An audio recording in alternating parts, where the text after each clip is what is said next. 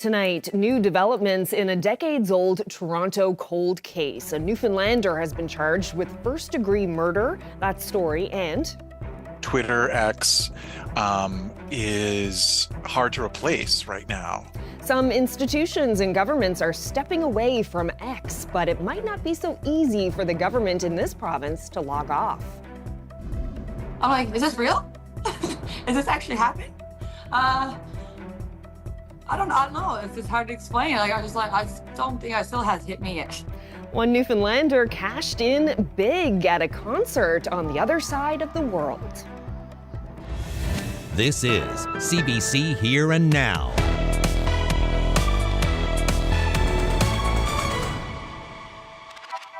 Welcome to Here and Now. We now have a better sense of the seriousness of an incident at a marine terminal in Placentia Bay last month and of its impact on this province's oil industry. Here and Now's Terry Roberts reports. This photo, obtained by CBC News, reveals the extent of the damage to an important oil terminal near Arnold's Cove and the potential for life-threatening injury or environmental disaster. This is the Altera Thule. Nearly 300 meters long, it's one of a small fleet of tankers that shuttles crude from Newfoundland's offshore to here, the Whiffen Head terminal in Placentia Bay.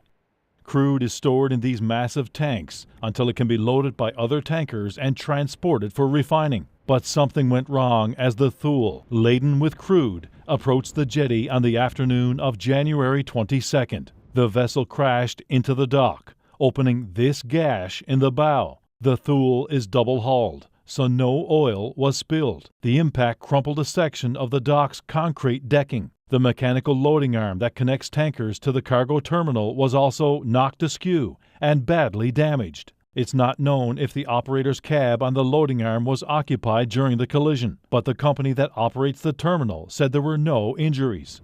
An investigation is underway to determine why the ship collided with the dock and whether the Thule was in compliance with Transport Canada regulations. Wind and sea conditions at the time were high, according to historical data. It's also compulsory that ships entering Placentia Bay have a licensed maritime pilot on board who has specific knowledge of the bay. Engineers are preparing a repair plan for the terminal. The operator is not saying how long Whiffen Head will be out of commission or how much crude is currently stranded in these storage tanks. There's roughly 250,000 barrels of oil produced each day in the offshore, and platforms like Hibernia and Hebron have limited supply capacity. So in order to ensure production is not interrupted, oil companies are using ship-to-ship transfers. At least 2 such transfers have taken place, and more are planned. As for the Altera Thule, it's scheduled to offload its crude later this month and will then undergo repairs. Terry Roberts, CBC News, St. John's.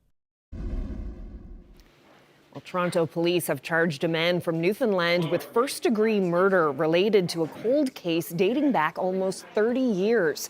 The 50-year-old man from Gander is charged in the death of 24-year-old Donna Oglieve. Police say Oglieve was 4 months pregnant when she was killed and already had 1 child. Her body was found in a parking lot in Toronto in 1998. The man was arrested at Toronto Pearson Airport just after midnight yesterday. Police say he was found using investigative genetic genealogy, or IgG. It's nice to make sure, especially when these people are still alive, that they have to come and face justice, no matter how long it's going to be. And I mean, with IgG now, anybody that committed sexual assaults or homicides over the past 40, 50 years, if they're still alive, I mean, they'd be expecting a knock on their door at any point. Well, back in this province, a longtime Paradise developer is turning to the courts for creditor protection. That's because Greg Hussey says his companies are insolvent. Elizabeth Whitten has that story. On Monday, 4 of developer Greg Hussey's companies received creditor protection in the Supreme Court of Newfoundland and Labrador. He says all 4 of his companies are insolvent. That's Carwood Contracting, Carwood Engineering, Carwood Design, and Carwood Ontario. In his affidavit, Hussey says, quote, "Their liabilities exceed the value of their assets and they are unable to meet their obligations as they become due without an injection of capital." Hussey argues there are a litany of reasons behind his company's financial problems, listing off the impact the COVID-19 pandemic had on price and supply of materials, costly legal action, and what he described as aggressive lender behavior. In his affidavit, he says applying for creditor protection is the only way to protect his business, as well as his shareholders, creditors, employees, as well as present and future customers. Hussey says he wants to save his company and needs time to restore his businesses, coming out a leaner operation. In an email, Hussey's lawyer Darren O'Keefe says he will guide all the companies through its restructuring process. The matter is due back in court on February 13th. Elizabeth Whitten, CBC News, St. John's. Well, the provincial and federal governments have committed $2 million in funding to programs aimed at homelessness, as well as for the construction of 13 micro homes in St. John's. The homes will be built on NL Housing land, with the exact location still to be confirmed. Housing Minister John Abbott hopes to issue a tender later in the spring, and homes could be up within the year. The executive director of the nonprofit End Homelessness St. John's says tiny homes have helped in other places. We've seen these types of initiatives pop up around the country. From a design perspective and a cost perspective, it's very efficient. It's easy to get these things developed because they're prefab and they're modular, so they're easy to build. They're cost efficient, they're energy efficient. So having the option here in St. John's for folks who may be experiencing homelessness to avail of a smaller unit, more private, more secure, allows folks to really focus on their housing stability and their long-term goals. We're really excited to see this concept now take shape here in St. John's. More than 50% of Canada's dairy imports come from the United States. So why is Donald Trump's pick for Commerce Secretary hinting at a future fight? Amid all the tariff uncertainty, the group representing this province's dairy farmers is urging customers to purchase homegrown products. We are concerned, as all industries and all Canadians, all consumers in Canada would be concerned about potential tariffs. But, there is sort of a silver lining in this, because consumers in Canada, I think, have really started to focus on Canadian products, what products are made in Canada. And our dairy industry in Canada is held to some of the highest standards in the world. There's no artificial growth hormones. It is a good product. So start buying more Canadian dairy and less imported dairy would be beneficial to everybody. In fact, start buying more Canadian products, more Newfoundland and Labrador products. Make our economy and our industry, our manufacturer stronger. Well, there's a new route coming to the Deer Lake Airport this summer. Starting in early June, Porter Airlines will be offering a new flight connecting the West Coast town with Toronto. Porter will offer round-trip services between the two cities on Tuesdays, Thursdays, and Saturdays. The route will operate seasonally and is set to end in mid-September. Well, in just 6 months, more than 4,600 athletes, managers, and coaches will descend on the Northeast Avalon for the Canada Games. And the head of the host society says preparations are well underway. She spoke with CBC Radio's St. John's Morning Show. We're exactly 181 days out today, and so exciting. I often tell people when the clock struck 12 and we're finally in 2025 after, it was almost 5 years ago that we were awarded the opportunity to bid on the games. And, wow. Now we're actually in 2025. So exciting, and so exciting to welcome the country here in 181 days. I need to ask how the renovation and construction work is progressing so far, because I know it's been such a big undertaking with some of the new venues for the games. How's everything going? Yeah, absolutely. We're really proud of the progress at the venues. We have 25 capital projects happening, one right behind, two right behind you here at CBC. And it's just so exciting to see the progress. And, we'll do some finishing touches now come the spring and leading into August 8th. But really pleased with where we've gotten to. And speaking of the Aqua Arena, I know we've been covering it a lot here in the news of possible delays and renovation work happening there. Yeah. Is everything going to be ready on time? We are definitely trending for games time. It's being, the project's being managed by Memorial University and a great contractor, and a lot of people keeping things moving along there, but seeing great progress. We're really excited. It'll be an amazing venue. It was built for the 77 games, and the fact that this is getting such a revamp and hopefully will be an amazing facility for many years to come after this. So, how many volunteers are you needing, and how is recruitment going so far? It's a great question. We're well into this.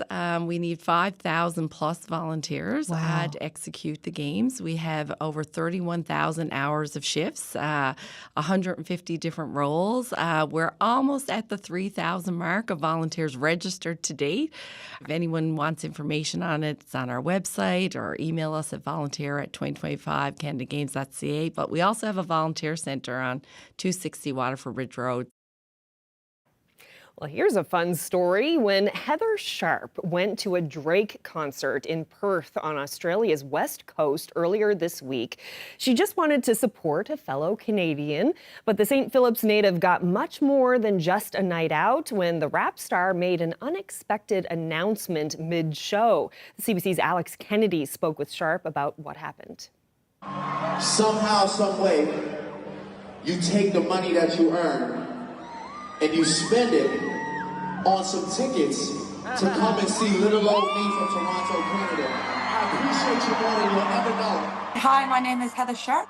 I'm from St. Philip's, Newfoundland, Canada, and right now I'm living in Scarborough, Australia, WA. Heather, how are you feeling after the Drake concert? I'm still pretty shocked, actually. I never thought that was going to happen to me. I just was proud to represent back home because he's Canadian and I'm Canadian. Back home, right? Back home, people bring signs to the shows and they try and tell me a little bit about their life, but I don't see any signs tonight. But I did see these two people right here that got a flag. Every time he walked by, I was taking the flag and I kept waving the flag, saying, Canadian, Canadian.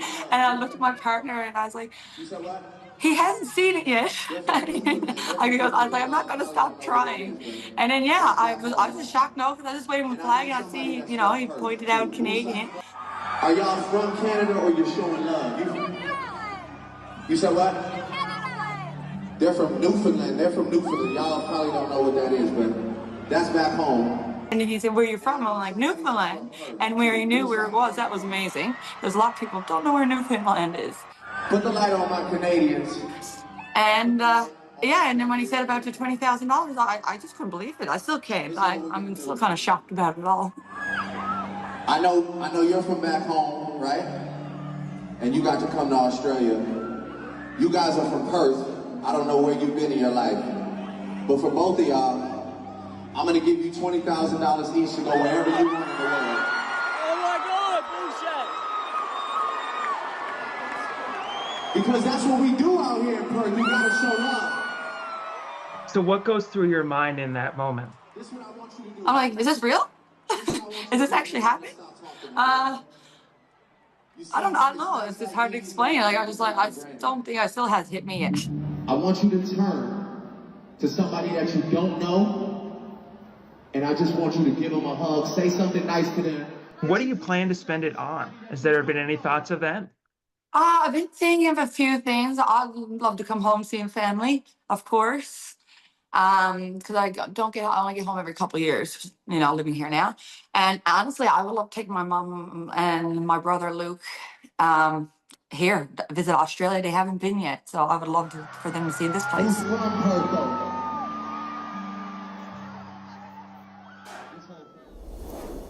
Look at that one over there. Is this good? Yeah, a little bit more. That felt good. Therapeutic almost. There's a wrestling ring down there. What's that about? This is wild.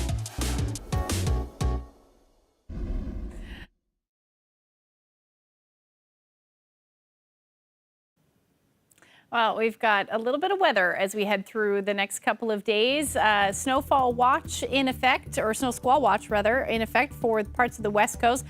And the very first winter storm watch for eastern areas of the island. We also have a blowing snow advisory up across parts of Labrador as well, particularly the Makkovik area.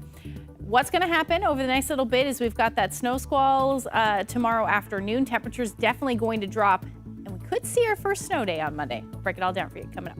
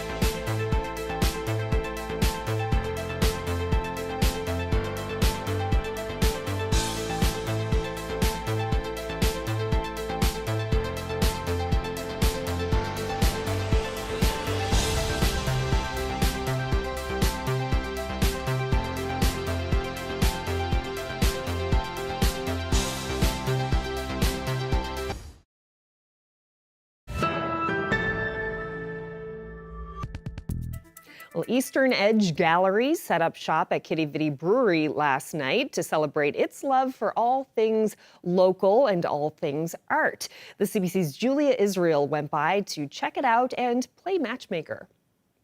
Don't let the winter turn your heart cold. It's the season of love, and it's time to confess who's your arts crush.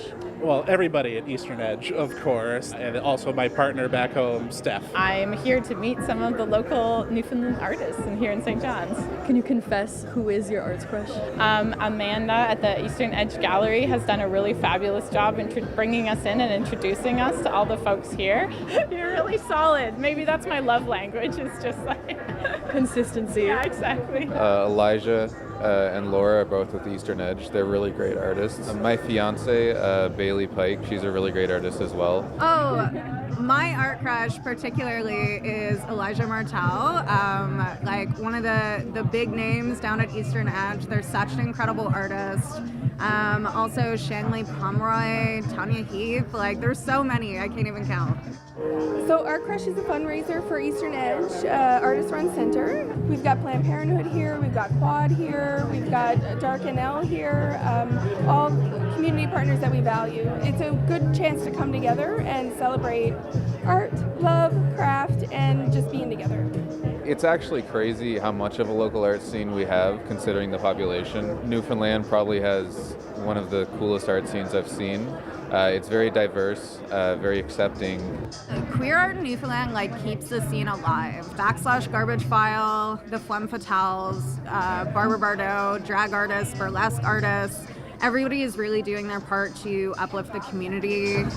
My favorite thing about the art scene in Newfoundland and Labrador is how honest of a reflection it is of the things happening in society. And I find that art will always hold a place for everyone, even if politics or the mainstream is taking it in a different direction or kind of going backwards. Art is always going forwards. And that would be my favorite thing about contemporary art in this province. Well, an adorable photo of two foxes in Bonavista has won a coveted spot in Canadian Geographic's annual Photo of the Year contest. Stuart White is one of 14 photographers being featured, and we caught up with him to find out more about capturing that winning moment. Once they came out of the den, those two in particular were just like ramping around for about an hour. It was pretty awesome. I think I found out early January that I had made the finals for the Wildlife Photographer of the Year. You know, even just to be considered was quite the honor. So last Friday, just before lunch, I got an email from one of the editors for the contest and told me that I won the category flora, fauna, and fungi, and it's been hard to wipe the smile off my face for a week. That was shot on around probably 10 a.m. in the morning on, I can't remember the exact date, but it was a Saturday. So that Friday, I hung around the den location for a couple of hours, and the foxes had come out for maybe a half hour, but they weren't doing a whole lot. They were kind of just poking their heads out, and they weren't playing around. And the next morning I came out and sat by the den for a couple hours. And when they came out, they put on a show. They were ramping around in the dirt and wrestling for probably about 45 minutes to an hour. And there was a break in the fog, just enough to get a bit of light. And, you know, the rest is a bit of luck, yeah. I always had an interest in well, obviously photography, but I did spend a little bit of time hunting many years ago, and I loved all the aspects of hunting, but I never enjoyed shooting the animal and obviously the work that comes along with it. But this gave me you know, an opportunity to provide, you know, to do similar hunting skills and gear it towards photography. So I was shooting landscape photography for many years, and one time I decided to buy a new camera lens, started taking pictures of animals, and just that's really all I do now. It's become quite the obsession.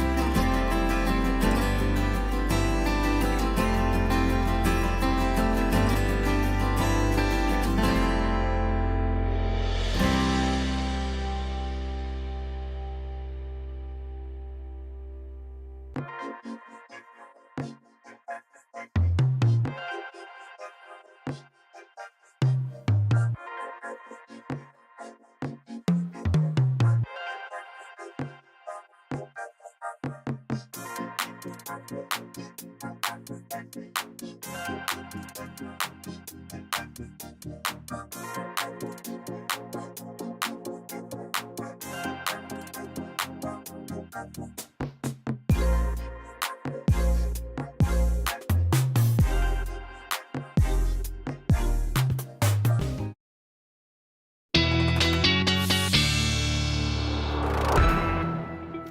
Ashley, I'm sure a lot of ears perked up when you said about the potential for a snow day on Monday. Yes.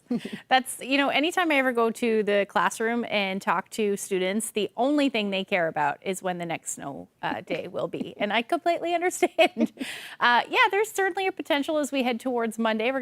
I'll get into that forecast, but we do have some weather out ahead of that to talk about first. Let's take a look at what's going on right now. Definitely a change in the temperatures. We've been on a roller coaster ride for most of this week, up 10 degrees from where we were sitting yesterday in St. John's right now, and across the board, anywhere from 1 to as much as 7 or 8 degrees warmer right across the province. If we take a look at the temperatures right now, reached 4 degrees. That's where we're sitting in St. John's. That's been the high so far today. I think that will be the end of the warm up at this point. And temperatures through Gander sitting at 2 degrees, Badger 1, and we've got cooler temperatures to the west, -2 right now in Corner Brook, and up across Labrador even into the minus single digits, and -12 in Lab City right now. Taking a look at what's going on weather-wise, that system is moving through along with a front. That is the difference between the warmer temperatures in the east to the colder temperatures in the west. Most of the precipitation is over for now. Still seeing some drizzle, though, out there. But overall, we're going to see that change over to some flurry activity, certainly seeing that on the west coast and then through parts of central as well. And that will continue as we head through tonight. Taking a look at the winds, it was also very windy this afternoon. Topped out at about 96 kilometers per hour in St. John's, 117 for the Bonavista Peninsula. And overall, even towards coastal areas of Labrador, you are going to see some windy conditions as we head through the evening hours tonight. And you're still seeing some snow. So Environment Canada has a blowing snow advisory in place for Postville to Makkovik, where you will see blowing snow pretty much through Saturday afternoon. And then we've got the potential for some snow squalls. That will be the story from Corner Brook through to Port aux Basques tonight, really into tomorrow through the afternoon, and then continuing even into Sunday. So we could see some significant snow with this. This will take us through Sunday morning. You could pick up, 10 centimeters through the day on Saturday, and then again, potentially even into Sunday. Some of those persistent squalls could bring some significant snowfall. Towards the coast, though, where you're seeing the blowing snow advisory, you're looking at about 10 to as much as 15 centimeters of snow falling. Temperatures tonight are going to drop in behind that front down to the minus single digits, so it's going to get a little slick as it has been. We've gone through this a couple of times so far, but we will see some gusty winds on the west coast. And then Labrador, you're looking at temperatures between -7 and -19 as your overnight lows. As far as the future tracker goes, tonight you can see those snow squalls develop on the west coast. They'll get a little bit more organized as we head into the afternoon. Otherwise, it's going to be fairly quiet tomorrow. Some sunshine and also some flurries in the mix there. And then we watch as we head into our Sunday timeframe. That's when the next system will move in, and that will be later in the day. So temperatures tomorrow, minus single digits for most. Westerly winds between 30 to 50 kilometers per hour. Labrador, you're looking at minus single digits, and then minus teens for and minus 20s for the west. Now, let's talk about Monday. We still have a couple of days to get there, but there's decent agreement that we're going to see a winter storm for most of eastern Newfoundland. Now, Environment Canada has a winter storm watch in effect for the Avalon, and then the rest of eastern Newfoundland, including Terra Nova, under a special weather statement. And it really all depends on the ultimate track of this system. But like I said, there's pretty good agreement. So right now it looks like snow will start overnight into overnight Sunday into Monday.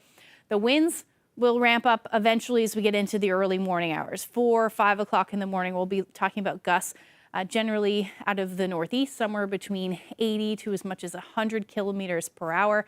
That will continue through most of the morning and afternoon, leading to blizzard conditions potentially, because we're talking about snowfall rates here as high as maybe 3 to 5 centimeters per hour, so quite a bit. And we should see that snow taper off as we get into the afternoon hours on Monday. Like I said, there's good agreement, but it's the timing that we're going to have to keep an eye on. So we'll definitely we'll keep an eye on the forecast through the weekend, but we're looking at some significant snowfall, 20 to 30 centimeters for the Avalon. The rest of eastern Newfoundland, depending on the ultimate track, if we see a little shift west, we may see this shift with it. But at this point, 15 to 20 centimeters is possible for the rest of eastern Newfoundland. And for now, quite a dramatic drop-off as you head towards central. But you're still looking at some gusty winds through the day on Monday. I'll have your long-range forecast coming up a little later. Thanks, Ashley. Well, Memorial University's political science department is stepping back from a social media platform owned by Elon Musk.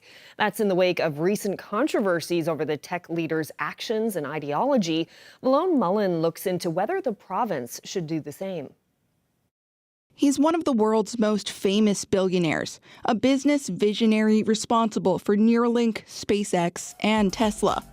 But now he's also a high-ranking government official, deeply embedded in the Trump administration and embroiled in controversy for his apparent ties to far-right groups and ideologies. And I just want to say thank you for making it happen. Thank you. Elon Musk also owns X, formerly known as Twitter. It's one of the world's biggest social media platforms, and it's also used for official business by this province's government. Now, that seems a little inconsistent, because Premier Andrew Furey says ideas like this aren't what his government stands for. So, earlier this week, we asked Furey whether leaving the platform was an option. I'll reserve my personal opinions for X, so I urge everybody when making their decisions on what media platforms to use, what cars to buy, to look at what the people behind them actually represent, the values that they are very open about, the values that they espouse. I went back to Furey's office to see whether the province was officially considering stepping back from Musk's platform in the wake of his ties to Trump. The short answer, no. A spokesperson told me the province's social media presence is something they're monitoring, but for now, government departments and officials will keep using it to update the public.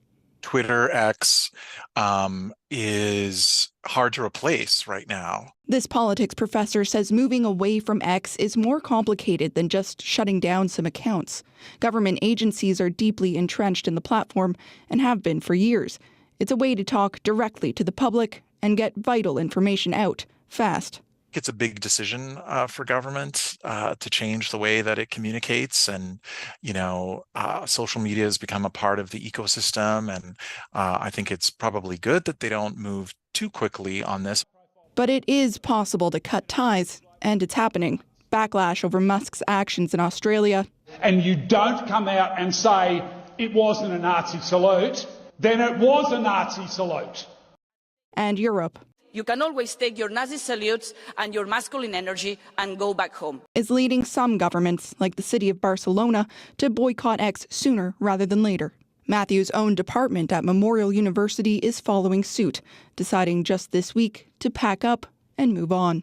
There are things that are happening right now with the Trump administration and people that are closely associated with Trump that don't reflect our values in the department and the values at Memorial of inclusiveness, diversity, truth, integrity. Matthews says the province could probably have seen the writing on the wall and maybe left X a little bit sooner. But there is something new on the horizon. It's an alternative the province says it's migrating toward if it gains popularity. A site called Blue Sky that's similar to X in style and function, but with owners who don't have a hand in Trump's government. Malone Mullen, CBC News, St. John's.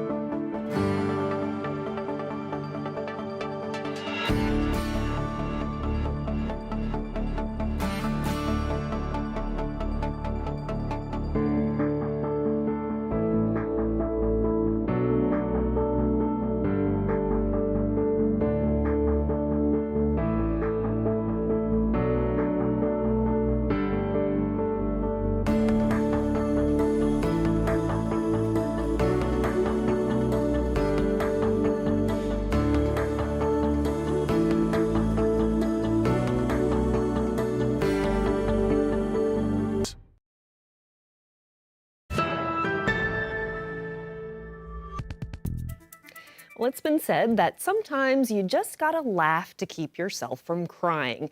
And that's something the comedy show This Hour is 22 Minutes has been helping many people do, laugh during these stressful times with sketches like this one about Trump's tariff threats, a sketch that's gone viral on social media.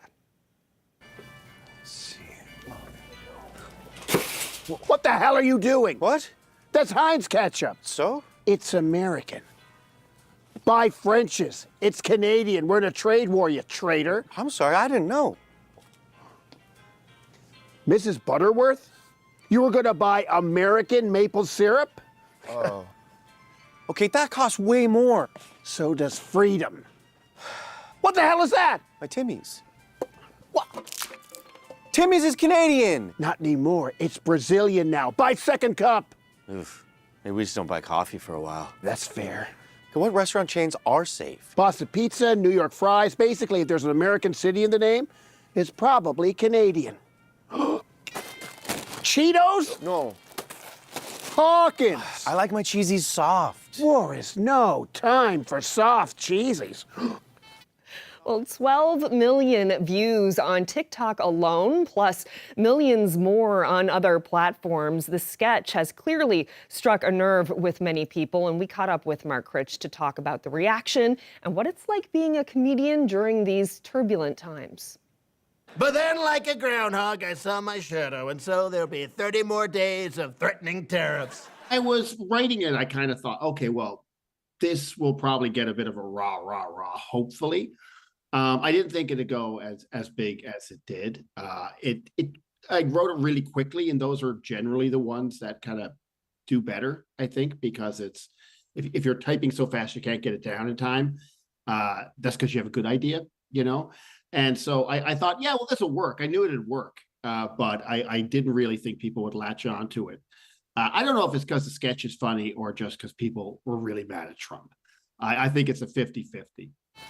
Not my Charmin. Look, I need that. I'm sensitive. This is like wiping your arse with the Charter of Rights.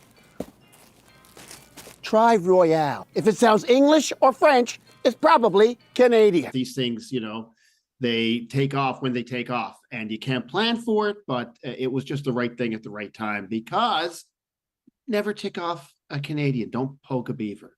Because if it sounds English or French, it's probably Canadian.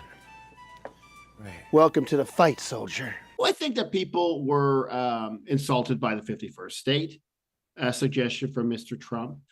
I think they probably felt frustrated and a little helpless. I think in moments like that, sometimes our country is too big for us all to feel connected, and Canadians aren't overly a patriotic type, but people were booing at hockey games during the anthem, which is a very un-Canadian thing to do. So I think that showing people, reminding people, and not only when there's a trade war, that, you know, it's a good idea to maybe support Canadian companies. And there are choices we can make. And the front lines are the grocery lines. And you can actually affect change. And hopefully that's something that people continue to do. That'll be 300 until 32? I'm going to have to put everything but the KD back. It's an interesting time for comedians and comedy because, you know, you're never looking for an idea. I'll wake up and I'll go, oh, no, I'm going to write for the show this week. And it's like, oh, well, Trump wants to take over Gaza and develop it. And if somebody had pitched that sketch, it was like, oh, come on, that's too on the nose. Like, you know, the Trump Gaza, like the Trump Plaza, the Gaza Strip, like the Sunset Strip, that's too cheesy. But he did it. So, you know, sometimes, you know, they say comedy writes itself, and they say, may you live in interesting times, which can be a gift and a curse. And we live in very interesting times. And sometimes the only way to take ownership over something that is overwhelming is to laugh at it. And I think that we have to keep laughing because we will get through this too, you know, this too shall pass.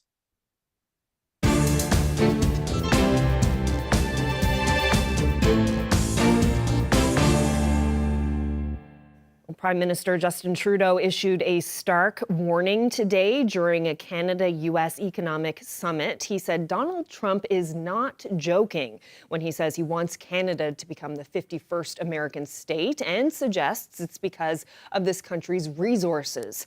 CBC News captured part of the comment on a microphone that was left on after journalists had left the event. Mr. Trump has it in mind that one of the easiest ways of doing that is absorbing our country. And it is a real thing.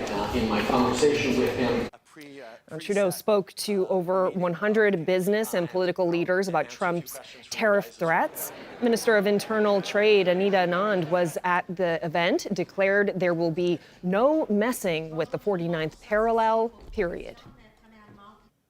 Well, books in Canada are being challenged more often. Now, a Fifth Estate investigation has revealed a shadow war on libraries. Mark Kelly reports.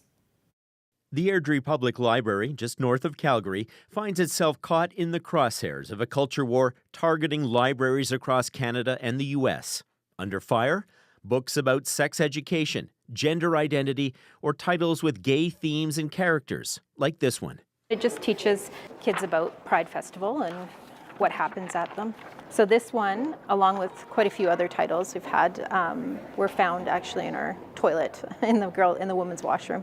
Kelly Lawson has been tracking which library books have been drawing fire, and there are plenty. In 2023, there were 4 times more book challenges in Canada than the pre-pandemic average. You have that right to choose for your children what they view. It's not your responsibility or right to choose for other people. Who here feels that horrible things are happening in our libraries? David Parker is the founder of the grassroots movement Take Back Alberta, which aims in part to change the face of the province, one book at a time, one library at a time. What are the horrible things, in your opinion, that are going on in the libraries? Well, they're introducing them to a sexual identity. Right? They're introducing them to a sexual way of being. They're making sex primary. Children don't need that. Children need to be children. Calls for crackdowns on libraries have been answered across the country, with protests and counter-protests. Libraries have faced legal threats and bomb threats. Do you think these attacks on books and libraries is the message that LGBTQ and trans folks don't belong in this country? Absolutely. It's really kind of a first step towards a broader redefinition of who is truly part of Canada. As for those books in Airdrie with a target on their spine? Just so we're clear, all these books that got thrown in the toilet, we reordered. So we'll bring them back for people. Mark Kelly, CBC News, Airdrie, Alberta. Well, we all love a great deal, but a CBC Marketplace investigation shows that some of those sales might not be what they seem. Asha Tomlinson reports. You just came out of Old Navy. Did you get some deals? Everything was on clearance and on sale, so I hope I got a good deal. I found a bunch of good deals, actually. Old Navy is well known for its sales. Just walk in and you see the signs everywhere. But we want to know, are they really what they seem? Or are you being tricked into thinking these are true discounts? We tested it out, ordering 10 products from Old Navy's website. And we tracked the prices for 7 months to see just how often they're on sale. Turns out, all 10 of the items we bought were on sale more than half of the time we tracked. The most dubious deal we found was this men's t-shirt, on sale the entire 7 months we checked. Oh my gosh. Yeah, that's terrible. Like, is a deal really a deal if it's on all the time? So it's not really a sale. There's also this suspect sale, a lady's shirt going for $19.99 with a countdown clock. But when time's up, the price dropped even lower to $15.99. Retailers should be fair and accurate in their representations that they make to consumers. Justin Giovanetti is a class action lawyer based in Vancouver. He's filed a suit against Old Navy. Old Navy represents that their products are being sold at a discount, but in reality, we allege that that actually is not a discount price, because that's the price at which these products are always or almost always sold. So consumers are thinking that they're purchasing products that have a lot more value than they actually do. Our objective is to advance consumer rights. Giovanetti's case hasn't been proven in court, and his class action still needs to be certified. As for Old Navy, we shared our findings with its parent company, Gap Inc. The response? No comment. Asha Tomlinson, CBC News, Toronto.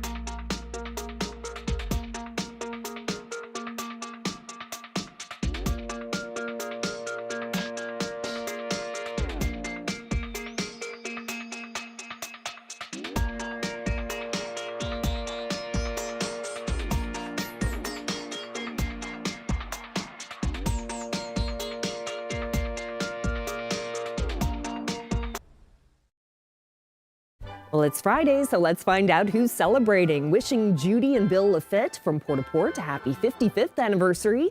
Congratulations to Linda and Walter McDonald of Burgeo, who have been married for 58 years. Frank and Pat Pinsent of Grand Falls, Windsor are celebrating their 72nd wedding anniversary. Happy 56th anniversary to Don and Shirley Cofield of St. John's. Happy 60th anniversary to Phyllis and Heber House of River of Ponce. Wishing Max and Joan Snook of Grand Bank a happy 60th anniversary. Best wishes to Calvin and Eliza Genge of Anchor Point on their 61st anniversary. Paul and Beth McLean of Paradise are marking 54 years of marriage. Happy 51st anniversary to Gordon and Ruth Marshfield of Greens Pond. Happy 50th anniversary to Rose and Don Sams from Stephenville. 50th anniversary greetings going out to Lou and Gertie Rose of Hermitage. Winston and Stella Andrews of Corner Brook are celebrating their 61st anniversary today. Happy 56th anniversary to Stan and Patricia Lundrigan of Bay Bulls. Bob and Minnie Lane are celebrating their 62nd anniversary. Congratulations. Happy anniversary to Frank and Verna Snow. They are celebrating 54 years of marriage. Happy 55th anniversary to Thomas and Eva Chislett of Creston South. Congratulations to Glennis and Fraser Pritchett of Gambo, who are celebrating their 50th anniversary today. Happy 57th anniversary to Harry and Anita Critch of Charlottetown, Bonavista Bay. Now to some birthdays. Wishing Alexander, aka Sandy Cull, a happy 94th birthday. He's from Lewisport, but now lives in Winnipeg. Happy 91st birthday to Bernice Wells of Mount Pearl. Birthday greetings going out to Emily Dixon of Spaniards Bay, who just turned 90. Elizabeth Howell is celebrating her 96th birthday in Northern Bay. Happy 102nd birthday to Maud Goss of St. David's. Florence Russell of Blaketown is celebrating her 94th birthday this week. Happy 90th birthday to Joan Holloway of Lethbridge. 91st birthday greetings going out to Max Burt of St. John's. Happy 90th birthday to Clyde Best of Chamberlain's. Wishing Ruth Ball of Deer Lake a happy 90th birthday. Birthday greetings going out to Winifred Strong in Springdale, who turns 99 today. Happy 90th birthday to Geraldine Hatcher of Burnt Islands, now in Port aux Basques. Happy 90th birthday to Lynn Hewlin of Jeffreys, and Sarah Quinton of St. John's turns an impressive 103 today. Her son is David Quinton, the former host of Land and Sea. Hope you and your family have a wonderful day. Another fine crowd. Congratulations once again to everyone who's celebrating. And so we have that storm coming. Yes, we do. And a lot of agreement on it. You mentioned earlier. How much snow did you say we're going to get on Monday? So eastern, or let's say the Avalon, will likely see somewhere between 20 to as much as 30. And there's a chance we could see more than that. I mean, we're still a couple days out. And the wind, too, will be a big factor. And that's the thing. Yeah, it's definitely the wind. So let's just take a look at what's going to happen over the next little bit. So we're going to start with Sunday because, like I said, we've got a couple days to get there. We're still looking at the potential for some snow squalls on the west coast. So we have a much colder air. And that will be the story, maybe even along the Burin Peninsula. Southern areas of the Avalon may also see some of these squalls through the day on Sunday. Other than that, fairly quiet as we await our next weather maker. The temperatures on Sunday are going to play a role in what type of precipitation we see, because we do have much colder air in the upper levels. So the snow that does fall is going to be very fluffy. Temperatures will be sitting in the minus single digits right across the board for your Sunday, except the northern peninsula, minus teens, and minus teens and 20s up across Labrador as well. So as we see this system move in, it is going to, it should happen through the evening and into the afternoon on Monday. We will continue to see some strong winds. So they'll start northeasterly, then they'll switch over to northwesterly once that area of low pressure passes. And with that, those winds, like I said a little bit earlier, will be gusting anywhere from 80 to as much as 100 kilometers per hour. And we may see winds stronger than that. We still have a couple of days to iron out the exact details, but we'll certainly see some significant weather with this. Again, the snowfall rates will be as high as 3 to 5 centimeters per hour in some cases. That will likely lead to some blizzard conditions. So Monday travel will be very difficult. If you have any flights planned for that day, they're likely not going ahead, but we should see the conditions improve later on in the afternoon and then towards the evening hours as well. So we'll see that move off. Temperatures are going to stay well below zero, about -3. We'll likely see some blowing snow through central areas, west coast minus double digits, and then same thing up across Labrador. Like I said, still pretty great agreement in that track. It's just the timing at this point. As far as the long-range forecast goes, we'll continue to stay below zero. Things will quiet down, though, Tuesday and Wednesday, minus single digits. That will be the story for the central areas of the island as well, as you sit in around -9. And then for western Newfoundland, some flurries will continue right through next week. For Labrador, minus teens, just a few flurries on Tuesday. A nice cold stretch of weather for western Labrador. Our weather photo of the day taken in Twillingate. We've been seeing nice. winter weather, and this is no different. Amanda shared that shot with us. Any weather photos, send them to nlphotos@cbc.ca. Oh, that's great. Love those colors, the red and the blue, and the ice is so pretty. So wonderful. Yeah, thank you so much for that. And thank you for watching. Hope you have a wonderful weekend, and we'll see you again on Monday. Definitely will. Good night.